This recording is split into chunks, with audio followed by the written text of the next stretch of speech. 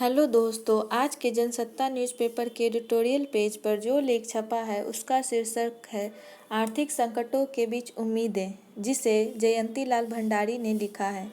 चलिए इस लेख को पढ़ते हैं।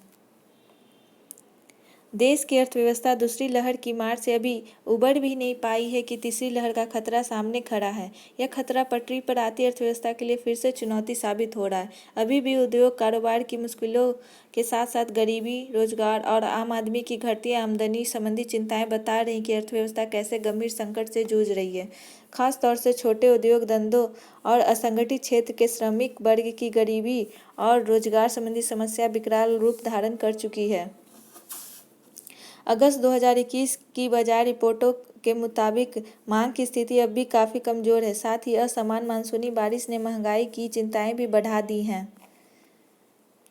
इस परिदृश्य के बीच देश और दुनिया में तथा भारत में महामारी के कारण गरीबी बढ़ने और रोजगार के अवसरों में कमी आने की रिपोर्ट ने भी चिंताएं बढ़ा दी हैं। अजीम प्रेमजी यूनिवर्सिटी के एक अध्ययन में बताया गया है कि पिछले साल कोविड संकट के पहले दौर में करीब 23 करोड़ लोग गरीबी रेखा के नीचे जा चुके हैं। यह वह तबका है जो प्रतिदिन राष्ट्रीय न्यूनतम पारिश्रमिक 375 रुपये से भी कम कमा रहे हैं। अमेरिकी शोध संगठन प्यू रिसर्च सेंटर की रिपोर्ट में कहा गया कि कोरोना महामारी ने भारत के बीते साल 7.5 करोड़ लोगों को गरीबी के दलदल में धकेल दिया। रिपोर्ट में प्रतिदिन $2 यानी करीब 150 रुपये कमाने वाले को गरीबी की श्रेणी में रखा गया। अब स्थिति यह है कि महामारी के कारण देश के जो करोड़ों लोग गरीबी और बेरोजगारी के बीच पहले से ही संकट में थे, उनके अब बेहद गरीबी में जाने का बड़ा खतरा हो गया है। इसका अनुमान संयुक्त राष्ट्र विकास कार्यक्रम यूएनडीपी की रिपोर्ट से भी लगाया जा सकता है, जिसमें कहा गया है कि महामारी दीर्घकालिक परिणामों के तहत दुनिया में 2030 तक भारत सहित गरीब और मध्यम आय वर्ग वाले देशों के करीब 21 करोड़ लोग घोर गरीबी में जा सकते हैं। लेकिन संकट के इस दौर में भारतीय अर्थव्यवस्था के लिए 4 लाभप्रद आर्थिक अनुकूलताएं उभरती दिखाई दे रही है। इनमें पहली है मजबूत कृषि विकास दर, रिकॉर्ड खाद्यान्न उत्पादन व रिकॉर्ड कृषि निर्यात। दूसरी है रिकॉर्ड ऊंचाई पर पहुंचा विदेशी मुद्रा भंडार।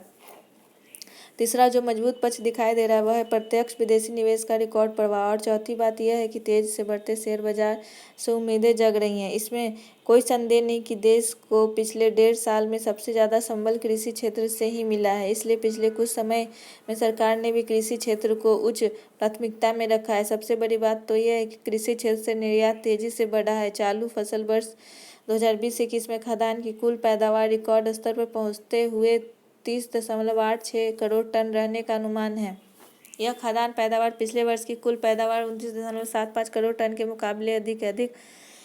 आर्थिक सर्वेक्षण 2020-21 में कहा गया कि महामारी के दौरान देश के सकल घरेलू उत्पाद में बड़ी गिरावट आई है और शून्य से काफ़ी नीचे चला गया, लेकिन कृषि के विकास दर से करीब 3% से अधिक की वृद्धि हुई। यदि हम रबी के मौसम में हो रही फसलों की खरीद को देखें तो पाते हैं कि न्यूनतम समर्थन मूल्य पर रिकॉर्ड खरीद हुई है।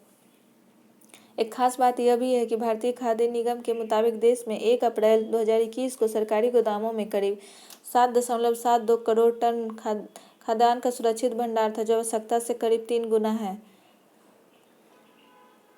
उल्लेखनीय है कि रिजर्व बैंक की ताज़ा रिपोर्ट के मुताबिक 14 अगस्त को देश का विदेशी मुद्रा भंडार 621.464 अरब डॉलर की ऐतिहासिक रिकॉर्ड ऊंचाई पर पहुंच गया और भारत विदेशी मुद्रा भंडार रखने वाला दुनिया का चौथा सबसे बड़ा देश बन गया। देश के इस विशाल विदेशी मुद्रा भंडार से जहां भारत की वैश्विक आर्थिक साख बढ़ी है, वहीं इस भंडार से साल भर से भी अधिक की आयात जरूरतों की पूर्ति भी की जा सकती है। अब देश का विदेशी मुद्रा भंडार देश के अंतर्राष्ट्रीय निवेश की स्थिति का एक महत्वपूर्ण हिस्सा बन गया है। यह भी कम उपलब्धि नहीं है कि महामारी की वैश्विक मुश्किलों के बीच वर्ष 2020 में भारत के प्रत्यक्ष विदेशी निवेश का प्रभाव 25.4% बढ़कर 64 अरब डॉलर तक पहुंच गया है। वर्ष 2019 में यह 51 अरब डॉलर था। दुनिया की एफडीआई हासिल करने के मामले में भारत 2019 में 8वें स्थान पर था और 2020 में 5वें स्थान पर आ गया। हालांकि पिछले वित्त वर्ष में दुनिया भर की अर्थव्यवस्थाओं में बड़ी गिरावट थी। इसके बावजूद विदेशी निवेशकों के द्वारा भारत को एफडीआई के लिए प्राथमिकता दिए जाने की कई कारण हैं। भारत में निवेश पर बेहतर रिटर्न है। भारतीय बाजार बढ़ती मांग वाला बाजार है। शेयर बाजार में तेजी का रुख भी अर्थव्यवस्था की बेहतरी के संकेत दे रहा है। पिछले वर्ष यानी 23 मार्च 2020 को जो बीएसई सूचकांक 25,981 अंकों के साथ ढलान पर था, इस साल 25 अगस्त को 55,944 के उच्च स्तर पर दिखाई दिया। इस वक्त शेयर बाजार में आईपीओ लाने की होड़ मची हुई है। आईपीओ में खुदरा निवेशकों की भागीदारी 25% बढ़ी है। पिछले वर्ष 1,40,00,000 से ज़्यादा डीमैट खाते खुले हैं। देश में डीमैट खातों की संख्या अब 6.5 करोड़ से ऊपर निकल गई है। खासतौर से चालू वित्त वर्ष 2021-22 के बजट में सरकार ने वृद्धि दर और राजस्व में बढ़ोतरी को लेकर जो एक बड़ा रणनीतिक कदम उठाया है, उससे शेयर बाजार को बड़ा प्रोत्साहन मिला है। चालू वित्त वर्ष के बजट में जिस तरह से निजीकरण को बढ़ावा देने के साथ साथ बीमा, बैंकिंग, विद्युत और कर सुधारों के रास्ते बढ़ने के लिए जो कदम उठाए हैं, उनसे भी शेयर बाजार को गति मिली है। वित्त वर्ष 2021-22 के बजट में बुनियादी ढांचे, स्वास्थ्य, विनिर्माण और सेवा क्षेत्र को भी भारी प्रोत्साहन से शेयर बाजार को ताकत मिली है। बीमा क्षेत्र में प्रत्यक्ष विदेशी निवेश की सीमा बढ़ाकर 74% करने से इस क्षेत्र को नई पूंजी प्राप्त करने और कारोबार बढ़ाने में मदद मिलेगी। वित्त वर्ष 2021-22 के बजट में लाभांश पर भी स्पष्टता रणनीति सुनिश्चित की गई है। इन सबसे शेयर बाजार में पारदर्शिता बढ़ी है और निवेशक बाजार में पैसा लगाने के लिए आकर्षित हो रहे हैं। इस वक्त जिस तरह की आर्थिक और औद्योगिक चुनौतियां सामने हैं, उनमें चालू वित्त वर्ष में विकास दर को बढ़ाने और अधिक रणनीतिक प्रयास जरूरी है। इस बात पर भी ध्यान दिया जाना होगा कि इस समय टीकाकरण लक्ष्य के अनुरूप ज़्यादा से ज़्यादा लोगों तक पहुँचे। देश में लोगों की खर्च संबंधी धारणा को बेहतर बनाया जाए। अर्थव्यवस्था को गति देने के लिए जरूरी है कि इसके विशाल उपभोक्ता बाजार में बुनियादी जरूरतों के लिए अधिक खर्च करने की चाहत पैदा की जाए।